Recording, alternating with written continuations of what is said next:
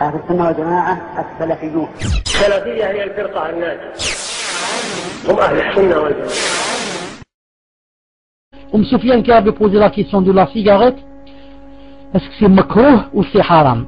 Si on dit makrouh, ça veut dire que celui qui ne fume pas la cigarette, en la cause d'Allah, il a un ajr, et celui qui la fume, il n'a pas de péché. Et si on dit c'est haram, ça veut dire celui qui ne fume pas la cigarette en la cause d'Allah, il a un ajr. Et s'il ne la fume pas, à la cause d'Allah, qu'est-ce qu'il a? Il a des hasanat. Attends pas, ma tête n'est pas avec moi. La cigarette, si on dit elle est haram, s'il va fumer, il a des péchés. S'il va fumer, il a des péchés. Mais s'il ne va pas fumer, en la cause d'Allah, il va avoir des ajr. Et nous, qu'est-ce qu'on va dire? On va dire celui qui croit que la cigarette est seulement makrouh, il s'est trompé. La cigarette, c'est haram. La cigarette, ce n'est pas makrouh. La cigarette, quand tu la fumes, tu as des péchés. Parce qu'en islam, le prophète a dit la darar wa la dirar. Il n'y a pas en islam quelque chose qui fait mal. Ramenez-moi un garçon de 6 ans et dites-lui, est-ce que la cigarette elle fait mal ou là elle fait pas mal? Il va vous dire elle fait mal.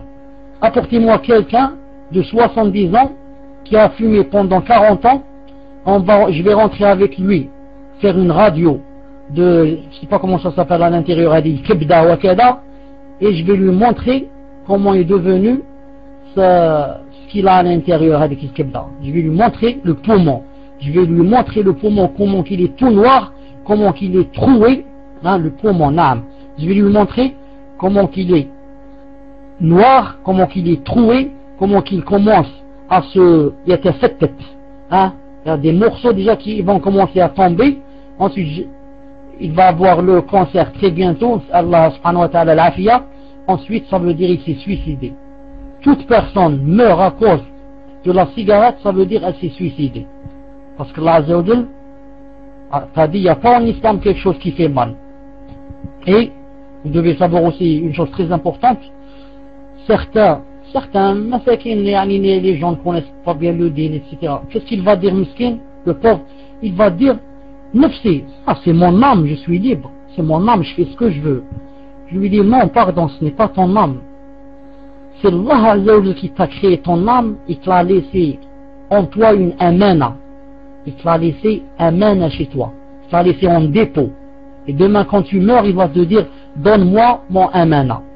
C'est comme si je te laisse une voiture dans le garage, je vais faire un voyage 1 mois et je reviens, toi tu prends la voiture, tu vas dans tous les endroits, classe des pneus, classe, il n'y a rien, il y a la fumée derrière, etc. Tu me rends ensuite la voiture, je te dis pardon, c'est pas comme ça que je t'ai laissé la voiture. Allah Azza wa Jal va te dire, c'est pas comme ça que je t'ai donné moi ton corps. Je t'ai donné fort, sain, pur, propre, tu t'es fait tomber malade, ensuite tu t'es fait donner le cancer, ensuite tu es mort à cause de cette chose-là. On va te dire non. Si tu veux la cigarette, va construire, hein, achète du plastique, de la cire, construis une poupée et donne-lui la cigarette dans sa bouche. Mets-lui la cigarette dans sa bouche, laisse-la fumer. Celle-là, c'est pas Allah Azza wa Jal qui a créé la poupée. C'est toi qui l'as construite, donne-lui la cigarette jusqu'à ce qu'elle éclate. Ça ne fait rien. Il n'y a pas de bouche qui est là. Mais ton corps, non. C'est Allah Azza wa Jal qui l'a créé, il est chez toi en dépôt. Demain, il te dit, rends-moi la amana, rends-moi. Hein? Nous, on a, par malheur, on a un Algérien très connu, je veux pas dire son nom, il a chanté une chanson très connue, Nafsi wa namoulaha. Mon âme m'appartient et c'est moi son maître. Il est devenu très connu avec cette chanson. Nafsi wa namoulaha. Les Algériens, dans les années 80, là, du matin au soir, Nafsi wa namoulaha, Nafsi wa namoulaha. Non, ce n'est pas Nafsik, c'est Nafs Allah Azza wa Jal. Wa huwa moulaha. Et c'est lui son maître, c'est pas toi. Ensuite, une chose très grave, le jour du jugement dernier, tout ce qu'on fait, qu'on péche, etc., va venir avec nous. يوم تجد كل نفس ما عملت من خير محضرة وما عملت من سوء.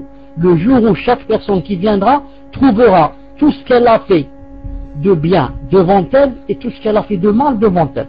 On va venir rencontrer Allah Azza wa Jal avec des montagnes. de péché et des montagnes de bienfaits. Après, l'Azzawajal, tu iras avec lui, avec des montagnes de cigarettes posées comme ça devant toi. Des paquets de Marlboro, de je ne sais pas quoi, j'ai oublié leur nom, des milliers posés devant toi. L'Azzawajal te dira, écoute mon serviteur, aujourd'hui il y a une balance. Il y a une balance, c'est elle qui va peser. Dis-moi, d'après toi, cette montagne de cigarettes, je vais la mettre du côté des bienfaits ou du côté des malfaits? Si tu vas lui dire, Ya Allah, mets-la du côté des hasanat, subhanallah al-azim, ça c'est impossible. Tous les gens vont dire, subhanallah, donc c'était bien de fumer, pourquoi on n'a pas fumé? Donc, si tu vas lui dire, mets-les dans le côté des hasanat, ça veut dire que c'est quelqu'un qui n'a pas honte d'Allah subhanahu wa ta'ala qui va mentir. Donc il ne reste que, tu lui dis, mets-les dans l'autre côté, dans le côté qui, s'il descend, je rentre en enfer. Donc, c'est une grande mouchkila. Ensuite, là, sûrement, peut-être qu'il te dira, toi, on va te compter ce que tu as fumé, combien ça donne. On va te compter, c'est très vite, là, il va dire, par exemple, tu as fumé, par exemple, je donne les exemples faux, mais c'est comme ça en euros. Il va te dire, par exemple, tu as fumé 10 000 euros. Je ne sais pas combien ça donne. 10 000 euros. Il va te dire, moi, je t'avais ordonné, ou là, je t'avais conseillé, de donner aux pauvres seulement 10 euros. Si tu les avais donnés, peut-être tu serais aujourd'hui au paradis.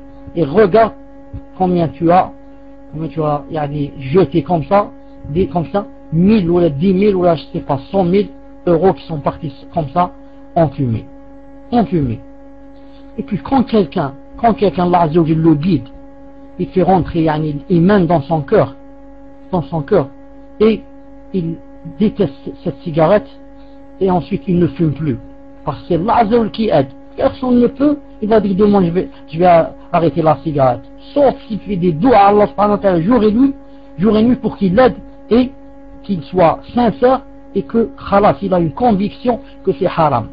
Dans ce cas, entre parenthèses, dans ce cas, celui qui veut arrêter de fumer, je lui donne un conseil. C'est pas la peine qu'il dise, je vais arrêter doucement. Attends, ce mois, Inch'Allah, je vais fumer seulement 2 paquets. Deuxième mois, 1 paquet. Ensuite, une demi-cigarette par jour et je vais arrêter. Ça, c'est impossible. Si tu dis, je vais arrêter, tu vas faire un dua, et peut-être quand tu vas faire la prière l'obligatoire, ou là tu fais une nafila et tu demandes à Allah subhanahu wa ta'ala que à partir d'aujourd'hui, ça y est la cigarette. Tu te lèves le lendemain, il n'y a pas de cigarette. 1 jour, 2 jours, 3 jours, 5, une semaine, des maux de tête. Tu prends une serviette, je ne sais pas comment ça, un foulard, et tu t'attaches la tête, le front. Ça s'appelle le djihad fi sabilillah. Qu'est-ce que tu es en train de faire? Tu es en train de faire le djihad. Tu avais quelque chose qui coulait dans tes veines, je la laisse pour la cause d'Allah.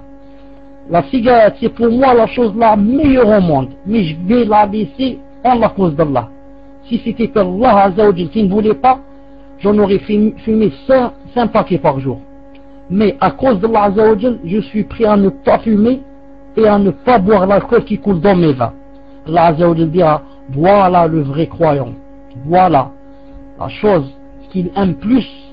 Maintenant, il m'aime moi plus que cette chose. Walladina amanu ashaddu hubban lillah. Allah Azzawajal dans le Coran, et les croyants aiment Allah plus qu'autre chose. Walladina amanu ashaddu hubban, il aime Allah plus que toutes les choses, toutes les autres.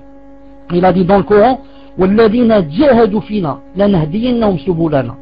Ceux qui feront le djihad en moi. Qu'est-ce que ça veut dire en moi? Lanahdiyannahum subulana, je vais les aider, leur ouvrir les portes. Qu'est-ce que ça veut dire en moi? C'est le prophète sallallahu alayhi wa sallam qui a expliqué le Coran. Dans un hadith sahih, Rawa Ahmed al-Albani qal sanaduhu sahih. Le prophète a expliqué ce verset, il a dit, ceux qui vont faire le djihad en moi, c'est-à-dire le djihad de l'âme, c'est pas le djihad du revolver et les fusées. Le djihad de l'âme, quelque chose que tu aimes et qui est haram, tu la laisses à cause de moi. Quelque chose que j'aime moi et que tu n'aimes pas toi, tu l'as fait à cause de moi. Ça s'appelle djihad al-nafs. Djihad al-nafs. Le prophète sallallahu alayhi wa sallam a dit dans un hadith sahih du Bukhari, dans le Bukhari, le 2e livre le plus juste après le Coran. il a dit Al-Mujahidu man jahada nafsahu fi dhatillah. Le Mujahid, c'est celui qui a fait le djihad en son âme, pour son âme, pas pour l'ennemi l'autre, pour son âme en la cause d'Allah. Il n'y a pas plus grand djihad que ne pas fumer pour celui qui fumait, ne pas boire l'alcool pour celui qui buvait, en buvait, et ne pas se droguer pour celui qui se droguait. Ça, c'est le plus grand djihad du monde. C'est beaucoup plus difficile que l'autre djihad. Voilà, il y a quelqu'un maintenant qui dit, pour une information, juste pour une personne qui a acheté un paquet toutes les semaines, suppose une personne qui achète un paquet de cigarettes toutes les semaines, ça se fait pas. C'est un paquet tous les jours, mais ça ne fait rien. Nous, on suppose seulement un paquet une semaine. Et quelqu'un qui a fumé pendant 40 ans, seulement un paquet, hein, seulement. Lui, il en fume 2 par jour. Nous disons 2 par jour. Nous, on a dit 1 fois par semaine. Ça donne 288 000 euros. 288 000 euros. Barakallahu fik l'ukht. Essaye de me faire, si tu as une calculatrice, pour quelqu'un qui fume 2 paquets par jour pendant 40 ans. Quelqu'un qui fume 2 paquets par jour pendant 40 ans, qu'est-ce que ça donne? Rends-moi, Inch'Allah, la réponse. Je disais, voilà le vrai djihad. C'est pas la peine de dire, moi, il n'y a pas où je vais au djihad. Ouais, il y a le grand djihad. Il y a le grand djihad. Commence par t'éloigner de la cigarette, si tu peux, et de l'alcool, et de la drogue. Tu auras fait le grand djihad devant Allah, subhanahu wa ta'ala.